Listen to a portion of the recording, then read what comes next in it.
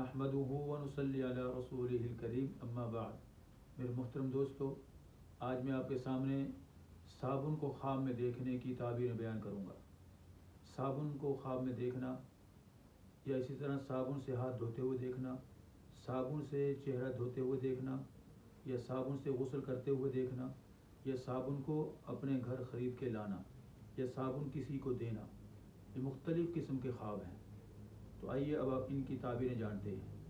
محترم دوستو، اگر کوئی شخص یہ دیکھتا ہے کہ صابن سے وہ ہاتھ دھو رہا ہے، گویا کہ یہ صفائی قلب کی نشانی ہے، اللہ تعالیٰ اس کو صفائی قلب عطا فرمائیں گے، گویا کہ اس کا دل انوارات سے بھر دیں گے۔ اگر کوئی شخص یہ دیکھتا ہے خواب کے اندر اس نے دیکھا کہ صابن سے اپنا چہرہ دھو رہا ہے، خواب میں یہ دیکھتا ہے کہ صابن سے اپنا چہرہ دھو رہا ہے، گویا کہ اللہ تعالیٰ اس کو چہرے کی نورانیت عطا فرمائیں گے، اللہ تعالیٰ اس کو خوبصورتی عطا فرمائیں گے۔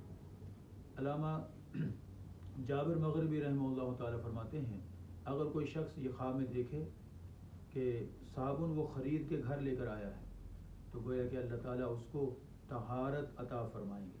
اگر کوئی شخص خواب کے اندر یہ دیکھتا ہے کہ صابن سے اس نے غسل کیا ہے، صابن اپنے چہرے جسم پہ اس نے استعمال کی، خواب میں یہ منظر دیکھتا ہے، تو گویا کہ اللہ تعالیٰ اس کو روزگار عطا فرمائیں گے اور برکت والی روزی عطا فرمائیں گے۔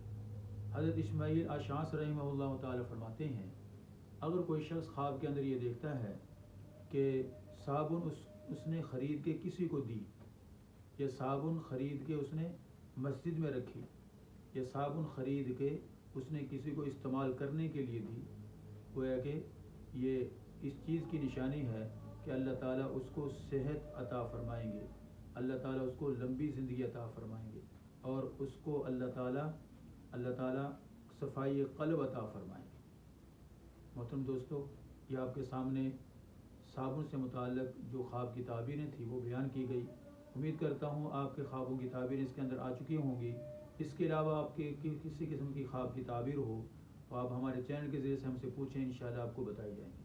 السلام علیکم ورحمۃ اللہ وبرکاتہ۔